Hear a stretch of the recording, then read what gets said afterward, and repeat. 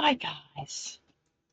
Okay, well, let me just check that the volume's coming through. Pretty sure it will be. Check just now, but just double check. Okay, yep, that's coming through. Right. So, Sunday check-in. First thing, thank you very much for joining me for Sunday check-in. I haven't done regular check-ins. I've tried to and always slipped up. However, this is the second one of the beginning series. So, 2 down, 100 more to go, 98 more to go. All right, so I'm just going to check in with you guys next week on the second, Friday the 2nd in America. It'll be Saturday the 3rd in New Zealand. I am going to do my Bob Dub token holders meeting. And to do it, it's going to be at 9 p.m. I think Eastern Standard Time. So I'm just going to do that and catch you up on all the projects. Really want to tell you about the fundraising that we're doing. Not ask you for fundraising. I've got a specific targeted group. But to catch you up on that I'm doing some fundraising and yeah, olden days style. But still, maybe I'll still get there. So I've started that. I want to catch you up with what's going on, tell you where the project's at and where we're hoping to go with that, and all the sort of spin-off projects that are happening around that. Talk a little bit about Dude, Where's My Wallet? Yeah, and hopefully also we'll have bounties back up. And I'll be able to tell you about those. Okay, so that'll be next Friday, 9 p.m. or 8 p.m. if we can't make it. If we can't make it and you guys get back to me, then we'll change it to 8. Otherwise it'll be 9, right? So because I'm going to be going into that whole businessy side of it next week, today I wanted to just spend a little bit of time just saying some stuff. I think I told you guys that my son went into hospital for open heart surgery, and it was very scary and very traumatic. And I think I might have made a mistake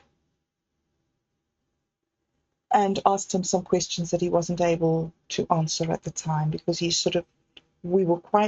phoned me every day from the hospital after the surgery, and things went well, and then things didn't go well. And his heart didn't beat by itself, and they had to put a permanent pacemaker in, which is a bit of a shock because he's only 38, and so to have heart failure at 38, yeah.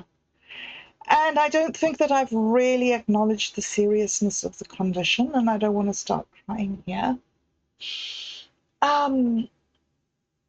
So he and I have just backed away from each other, and we're sort of at this quiet place between us. I don't know if that's a good thing or a bad thing. It feels like a bad thing to me, but guys are different from girls, and maybe he just needs some space, or I'm not sure. So that's just really on top of me a bit, and I haven't been able to deal with that. I did try to speak to him about warfarin and going on to warfarin, and suggest that there were things that could be alternatives. But the things that he looked up said that for his condition, that the warfarin was the only one. And I didn't want to push it, and things are difficult. Okay. So I'm really in limbo with that, and in great agony and soul searching, and feeling as if we've had a miscommunication again and not knowing how to reach out. So, any prayers or thoughts or anything would be appreciated there, because And then an amazing thing happened. Suddenly, out of the blue, my eldest daughter phoned me and just said, I have to come back to New Zealand for some stuff and to do things and blah, blah, blah, blah. And phew, here she was. And we met in the museum, and I wrote a poem about it. We had something to eat together and coffee, and we talked about our past a little bit, some things that had happened and stuff that was going on. And we laughed about the art exhibition, and we took photos, and we talked about climate change. Not about climate change itself, but about in view of the fact that climate changes over time, and we have a responsibility on this planet to do our best within the inhospitable conditions that we have on the planet. What are the most responsible decisions to make? And it was very interesting because she told me that she'd become a vegan a little while ago, and I didn't know that, but I didn't know. I mean, people say, "Oh, I'm doing a vegan diet," but she's stuck with it and actually has transitioned her body into a different way of intaking food. So we spoke about that for a little bit, and it was lovely. And so a lot of things have happened as a result of that. A lot of ripples and reverberations have happened for me. And the most significant one, and the thing that I'm really trying to get my head around, is that, I get a lot of stuff that comes. Like I've got a lot of messages and a lot of likes and a lot of emails and a lot of just digital junk mail. I have a lot of digital junk mail, and I don't look at it. It's just that I get it instead of not getting messages, And so the messages come, and I don't look at them. And one of the things I don't look at is what my brothers and sisters' children are doing, because I can never feel happy for them. I really want to feel happy for what's happening to my nieces and nephews, and I really want to have relationships with them so much. But it's just this pang of pain, that I'm having a relationship with them and not my kids. And it just seemed... And now that I've had this really good afternoon and visit to the museum with Bess and go through, just small talk, I suppose. I don't even know what it was. Chit-chat. Our responsibilities as human beings on the planet, and what we should eat and how we should eat. And it was mommy and daughter stuff. I'm not going to be able to do this without crying.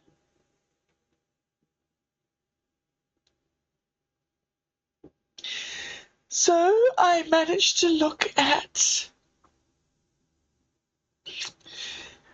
some little videos that came in on Instagram for my nieces and nephews without having that terrible pain. And then, because of being so happy about that and thinking that I was doing so well, I've started unpacking Carly's boxes and disposing of them.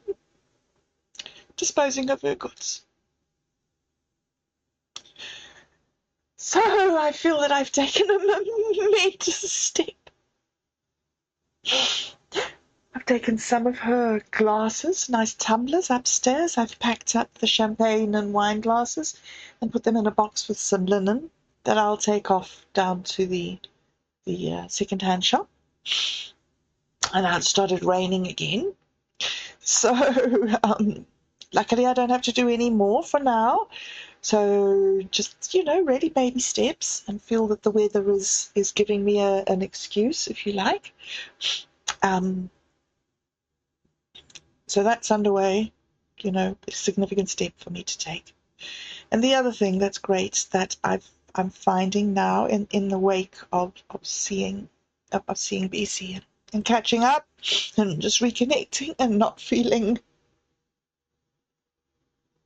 I don't know, abandoned, not feeling abandoned, feeling connected. Yeah, I guess would be the positive way of framing that. Oh, wow. I knew it was going to be hard, though, to say these things. But then the really good news is that I have started tidying up my workspace. I have all my books here. I've started covering my books with different colored papers. I have some more papers there. So now I have these different colors of papers on my books like a schoolgirl. Right? But this is how I get organized in the way that I know. I guess when you're a teacher, you have all your lesson plans in your different books and you keep things in your different places. So I'm just falling back on the skills that I know. I've started tidying this up.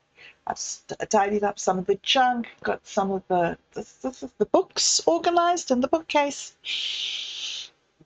And then been putting the varroa strips into the hives so that I can get them over winter and not allow them to die, and care for them and be a good mommy to my bees. Be a good mommy to my bees. Okay, so I had to come and do this Sunday check-in. Thanks, guys, for helping me. And not getting impatient that I'm so slow. Because I'm kind of impatient. I wish I could get it over with. But I can't. And I have to just drag myself through it and one step forward, two steps back the whole time. Yep. Okay, so that was my Sunday check-in. If it's not raining or snowing or flooding or something where you are, go ahead and have a Sunday walk or a Sunday commune with nature and go ahead and claim the bounty. And